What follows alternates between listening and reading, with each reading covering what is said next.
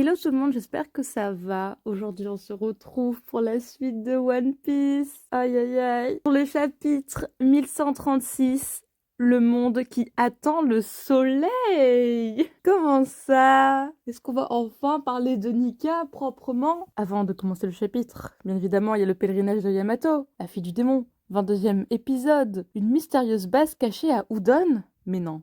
Ça, c'est la tête de Who's Who. Genre, il y a le reste de l'équipage de Kaido qui est encore sur Onigashima, putain. Waouh, on a un petit truc intéressant sur le pèlerinage de Yamato. Ce chapitre va être banger, je le prédis. Même la viande est géante. C'est trop bon! Ça a le même goût que la viande de dinosaure. Bien sûr, tout le monde bouffe du dinosaure quotidiennement, enfin, logique. Les élans sont plutôt difficiles à attraper. Ils sont aussi féroces que délicieux. Aucune tâche n'est difficile si c'est pour notre sauveur. C'est sympa de votre part, Ajurdine et Stansen. Content que ça te plaise. Des humains qui atteignent le royaume du soleil, c'est plutôt rare. La plupart confondent le royaume des morts avec Elbaf et fuient avant d'arriver jusqu'ici. Donc il y a des humains qui arrivent quotidiennement à Elbaf. Le puissant Oz était un guerrier légendaire, même pour vous. Il est au moins 3 fois plus grand que vous. Et devinez qui l'a battu? C'est moi, bien évidemment. Waouh, incroyable, Captain Usopp! Ouais, bien sûr, Usopp, le boss. Waouh, ta peau est toute bleue! Vous devriez aller sur l'île des hommes poissons. Il y a tout autant de couleurs de peau qu'il y a de poissons dans l'eau. J'ai toujours voulu voir une sirène. Alors n'attends plus! La baie des sirènes est bien plus belle que le paradis. C'est un vrai spectacle qui vaut le détour. Ah ouais, Sandy. Oh là là, il a fallu crever quand même en voyant des sirènes, ce mec. On rappelle. Waouh! Ceci dit, mon cœur s'emballe tout autant quand je vous vois, mesdames les géantes. Ah, mon petit Sandy, t'es trop drôle, c'est trop mignon. Wesh. Wouhou! Il y a des femmes magnifiques absolument partout, je regarde. Et toi, qu'est-ce que t'es? Qui, moi? Je vais vous répondre avec le blues. Voilà ma nouvelle chanson. Qui est-ce que je suis? Yeah! Le monde extérieur a l'air si vaste. Trinquons en son honneur. Ça m'étonne qu'autant de gens n'aient jamais voyagé en mer. Ouais, je pensais qu'ils étaient tous pirates. Ah! L'ami Tasso, pardon pour tout à l'heure. C'est Rhodes. Elle va pas te pardonner aussi facilement, mais c'est bien de t'être excusé. Le côté sadique de Gerd fait vraiment battre mon cœur. D'accord. C'est bon, c'est pas comme si quelqu'un était mort. Heureusement qu'Usopp m'a arrêté. S'il avait pas fait, ta tête roulerait sur le sol à l'heure qu'il est. Waouh! Bro, ne me dis pas que t'as attaqué ces types sans vérifier leur prime. T'avais aucune chance. Te retiens pas la prochaine fois. Garde ta sœur!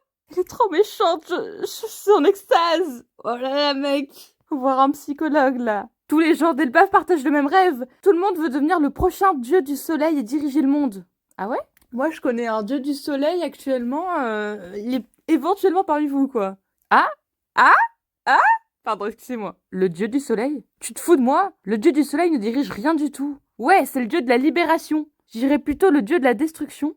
Oula, on se calme. N'importe quoi, tout le monde sait qu'il est le dieu des rires. Donc là, il parle du dieu soleil, qui est Nika. Il parle du dieu de la libération, qui est encore Nika. Alors, par rapport à ça, je pense que en gros c'était pour dire que Nika représente plusieurs choses. C'est que Nika peut être le guerrier libérateur, mais il peut être aussi le mec de la destruction, tout ça. Je pense que cela dépend de qui obtient le fruit. C'est la théorie que je me suis faite. Dans cette vidéo, il risque d'avoir beaucoup de moments où je reviens parce que il se passe que des trucs de dingue. Genre, il y a que des trucs de fou dans le chapitre, j'en peux plus. Bref, c'est globalement pour dire Nika change en fonction de qui a mangé le fruit. Genre, on aura beau dire que oui, Luffy et Nika, techniquement, il n'est pas Nika, il reste Luffy, tu vois. C'est juste il a mangé le fruit qui lui confère les pouvoirs de Nika, mais il reste Luffy.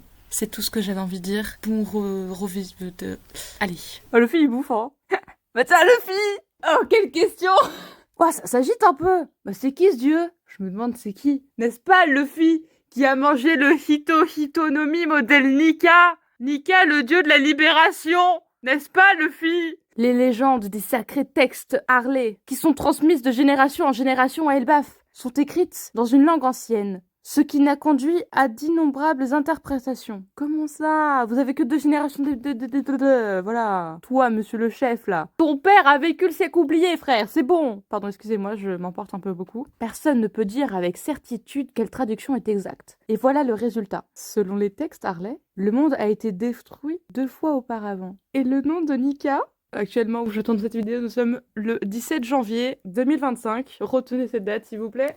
Le dieu du soleil apparaît après chaque renouveau. On vit un truc extrêmement important. Donc, je suis en train de trembler. Il est en train de dire que le monde a été détruit 2 fois auparavant. On estime une première fois avec le siècle oublié. Aurait-il un moment encore plus ancien que ça? Nika? Oh my god! On respire. Qui peut dire s'il était le sauveur du monde ou le grand destructeur de ce dernier? Eh, souvenez-vous, la vision de Madame Shirley qui disait oui, le fils c'est l'homme qui va détruire l'île des hommes poissons. Tout ce qu'on peut dire avec certitude, c'est qu'il est annonciateur d'un grand changement, c'est pourquoi les dirigeants actuels ont toujours tendance à craindre le retour de Nika. Ah ouais? On craint un peu, genre Imu, qui voit Nika revenir et pas très sereine. Ça, je suis vraiment en train de trembler comme une dégénérée. C'est le type dont parlait Bonnie? Oui. Le dieu soleil est devenu un symbole. C'est quelqu'un vers qui les gens désespérés et sans espoir trouvent leur salut. On dit que Nika est orné de nuages blancs, qui a des cheveux blancs et des vêtements blancs. Et on dit aussi qu'il a un rire extrêmement contagieux. Ah, c'est pour ça que tout le monde me dit que je lui ressemble. Mais je suis sûre qu'il a rien à voir avec moi. Il est bizarre, là. Bah alors, le chef, là, je sais plus comment tu t'appelles. Je crois que c'est Jarl. C'est quoi ce regard, tout soudainement? C'est quoi cet écarquillement de Dieu? Ne sois pas si condescendant, chapeau de paille. Si t'étais né sur Elbaf, tu comprendrais. Tout le monde admire Nika. C'est pas pour défendre Rhodes, mais il ne mentait pas en disant que nous partageons tous le même rêve.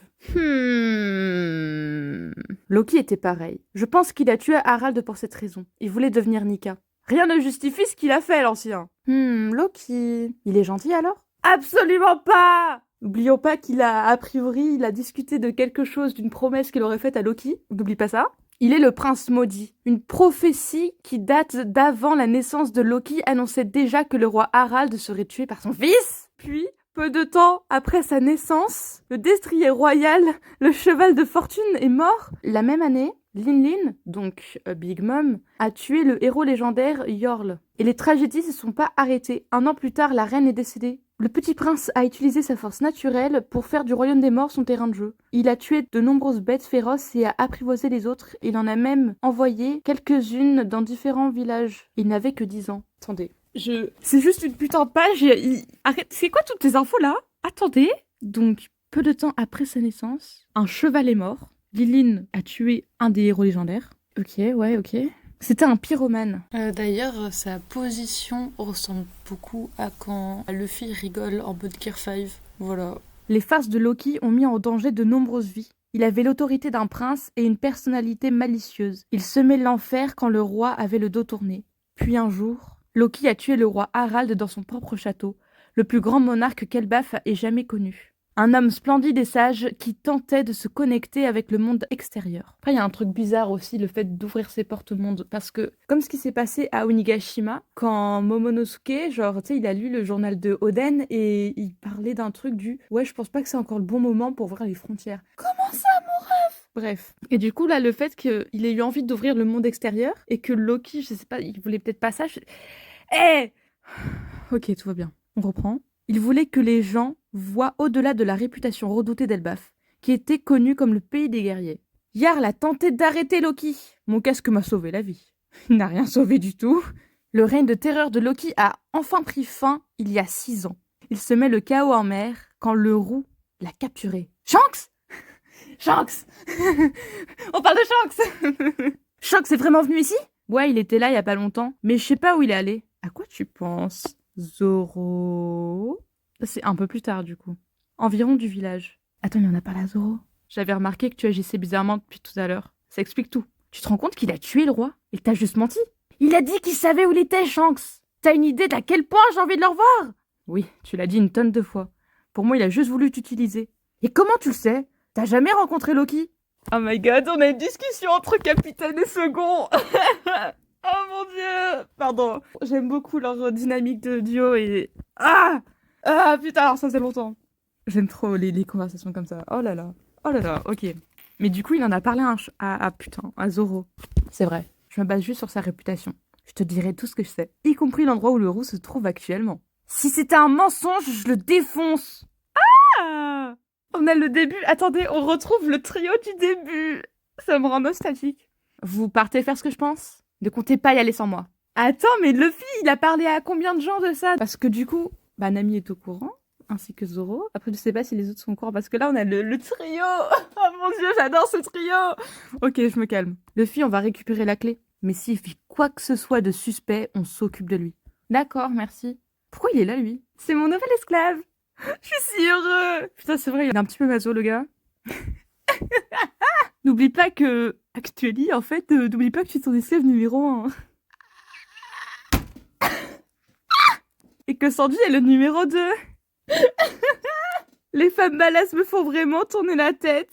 Il a littéralement eu un coup de foudre. Namitasos, c'est pas génial qu'on soit tous les deux navigateurs? T'approches plus jamais de moi. Bien, madame. Ok, il est chelou, ce mec. C'est suspect qu'on parte aussitôt, non? T'inquiète pas, j'ai pris de la viande avec moi. T'as goûté à l'élan? Ils sont complètement bourrés alors qu'il est. Ils se souviennent probablement pas de ce qu'ils célèbrent. Ils vont au château? Attendez, c'est pas cet endroit où... Non, attendez. Ok.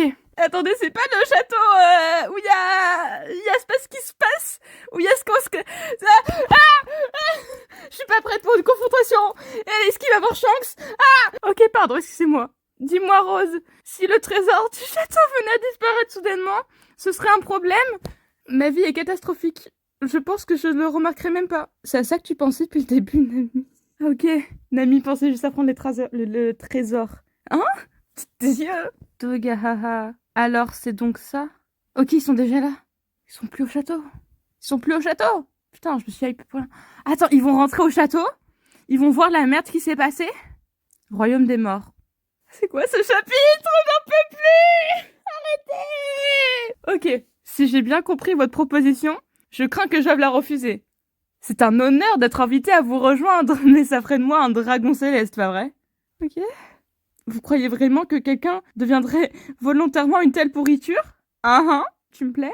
T'as des infos sur lui? Comme par hasard, on ne voit pas sa cicatrice! Tous les informateurs que nous avons envoyés à Elbaf ont rapporté qu'un corbeau géant se dirigeait vers eux avant que leur transmission ne soit coupée. Ils sont tellement faibles. Comment ça, un corbeau? Alors, en relisant un chapitre pour vérifier certaines choses, j'ai revu un mec de l'armée révolutionnaire, et qu'on appelle littéralement Corbeau. J'avais complètement oublié ce mec, mais genre, ça se peut c'est lui, ou alors c'est juste un grand animal de Elbaf. Laissez-moi respirer. Ok, j'en ai marre de rester là à écouter. C'est la définition même de l'impertinence. Je ne laisserai pas ça passer. Oh my god. Chevalier divin, Gunko? Bonjour Gunko. Du coup, c'est bel et bien les chevaliers divins. Les chevaliers divins sont en action. Mais du coup, ouais, là, une espèce de fruit du démon avec des bandeaux, c'est ce qu'on a vu la dernière fois. Calme-toi, Gunko. Grrr. Ça, ce n'est pas un loup normal. Bouffe-les, le loup. Reste en arrière si tu veux vivre. D'accord, Donc là, elle utilise son pouvoir. Attendez. Ça ressemble pas un peu... Imu utilise son pouvoir et elle lançait une sorte de truc avec des flèches. Je suis pas sûre que c'est des bandeaux, quoi. C'est Imu? C'est quoi ce chapitre? Mais ça ressemble un peu à un truc que faisait Imu.